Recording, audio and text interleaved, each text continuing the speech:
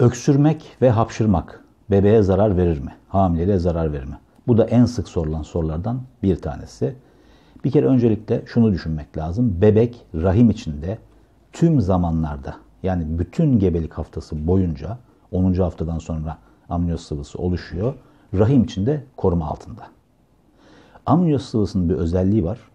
Dışarıdan gelecek olan darbelere, yani öksürüğü de rahime bir baskı olarak eğer algılayacak olursak, dışarıdan gelen baskılara veya darbelere karşı tamponlayıcı görevi var. Bebek o sıvının içinde yüzüyor ve herhangi bir şekilde bir basınç gelirse rahim üzerine, o amniyoz sıvısının içinde hareket ederek o basıncı tamponlamış oluyor.